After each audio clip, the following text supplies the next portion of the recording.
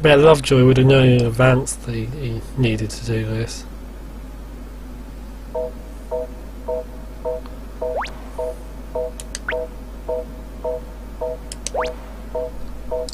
Okay. Yeah, alright, I know where that is. Thank you. It's bloody pointless puzzles. Pointless! There aren't even any bloody antiques involved. What's the point of these puzzles? Everybody knows good puzzles involve antiques and an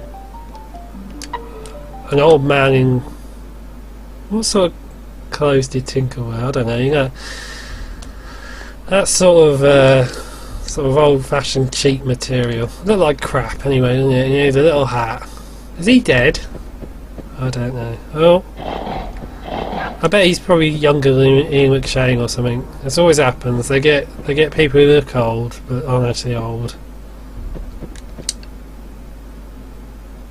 Like I was reading the other day that Sean Connery was only about 12 years older than Harrison Ford in well, whichever Indiana Jones movie it was that he was in. He was in 2, wasn't he?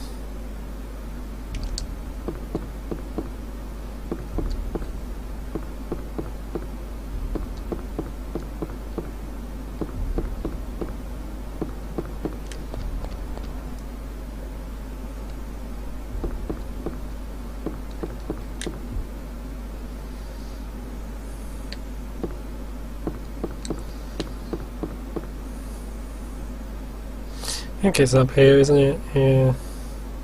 Another stupid thing about games, more generally, not being able to shoot doors and stuff. Like, seriously.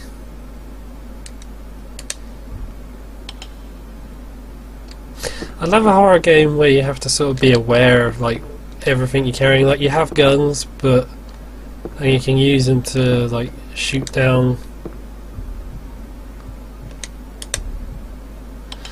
Like, you have guns. Sorry, I'm just thinking about something else. You have guns. Oh, hang on, I'll just do this. Yeah, it's.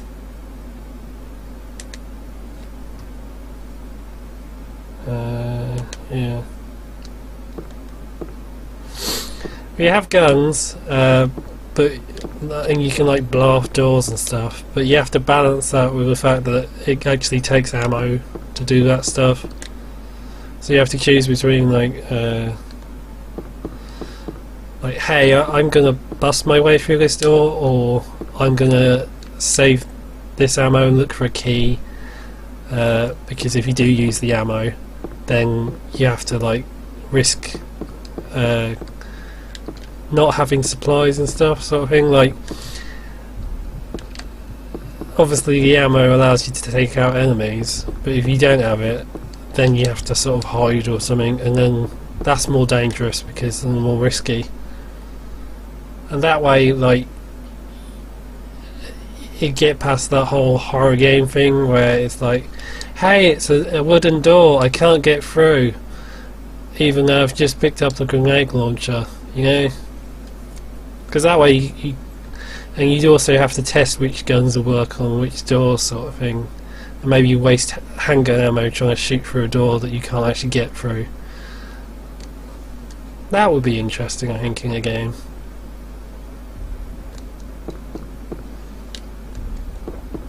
Why don't they do that though? It seems so stupid that nobody tries this stuff. Yeah, up here.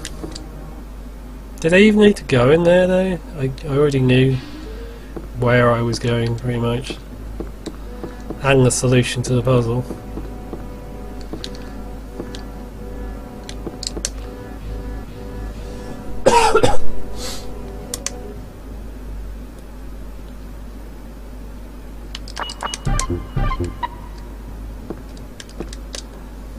Right, and then we press a button or something, don't we, here? Hopefully. There we go.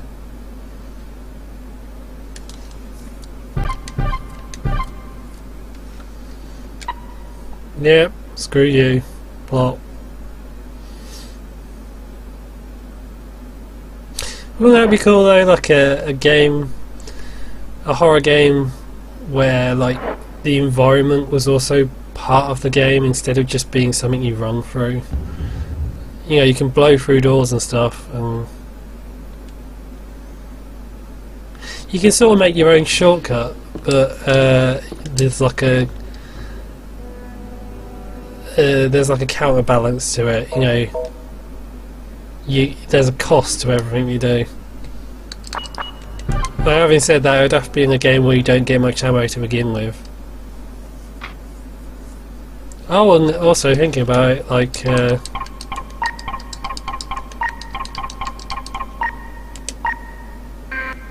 that one was Sunday. Like you could also shooting door locks off or shooting a door open. I have to put the bloody key in again. It would cost you. Well, it make noise as well, so you'd have to like think about, oh, if I do blow this door lock off, I'm using ammo. I'm using ammo. I'm also creating noise, which might attract monsters. Is it worth it? Do I think there's something useful on either side of this door?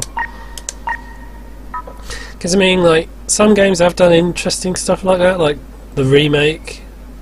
Well, I think I'd call it like breaking game mechanics sort of thing, like, or the established game mechanics. Like one of the things in like survival horror in general is that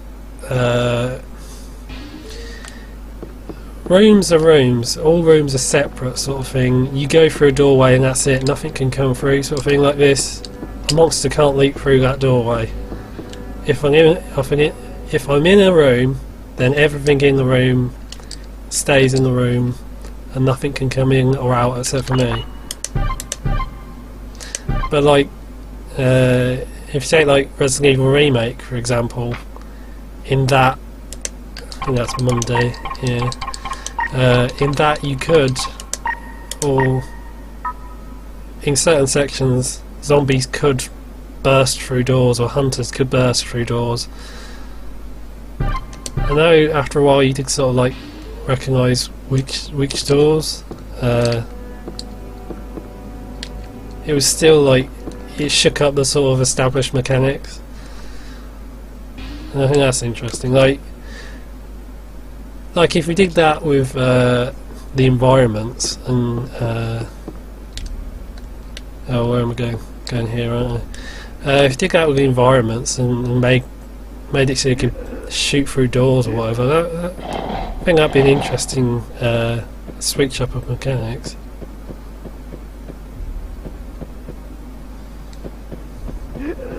Because, you know, everybody would immediately start blowing doors off everywhere, but then later on they realise, hang on, I don't have any ammo.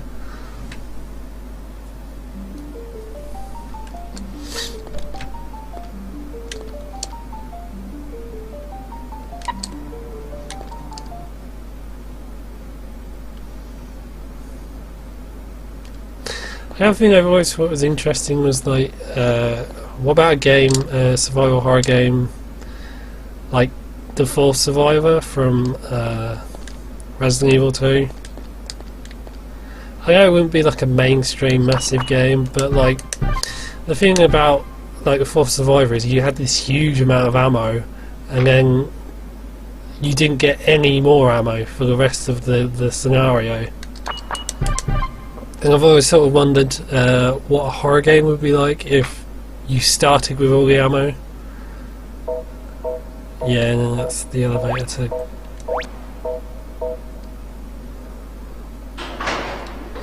Because if you think about it, like, it would be this... you think it'd be a huge safety net, because you think your immediate response would be, oh my god, I've got all this ammo. But then as you move through the game, you sort of be like, hang on, how much of this can I really use?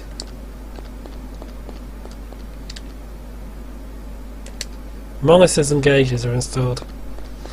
I mean, I'm not saying it'd be like a proper retail game. Like, it'd probably be a short game.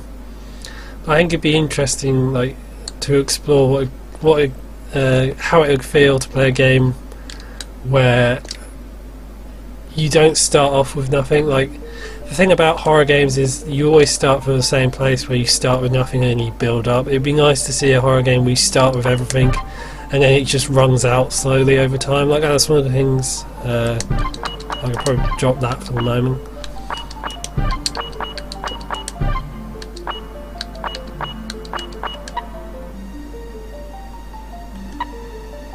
Maybe I should check the mail. Like that's one of the things in horror games. Like, all horror in general, you start off weak. Right, if I skip something.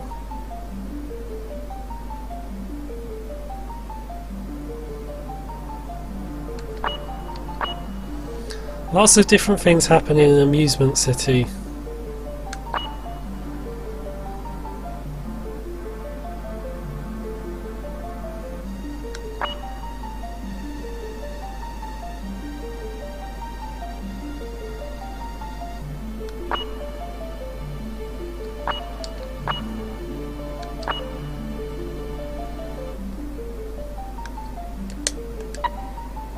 Okay.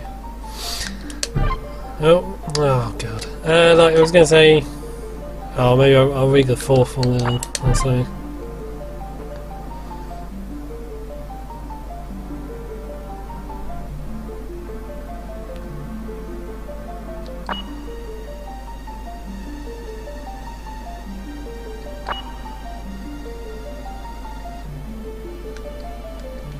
Wow, that doesn't look like a doctor photo at all. Looks like real people on the left and then a character model inserted next to them.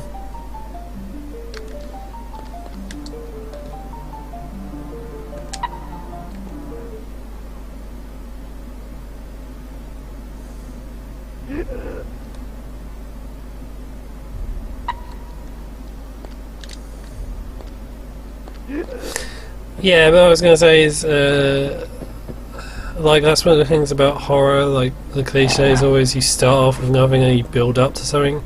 So it'd be interesting to see a game where you start with everything and it's slowly whittled away.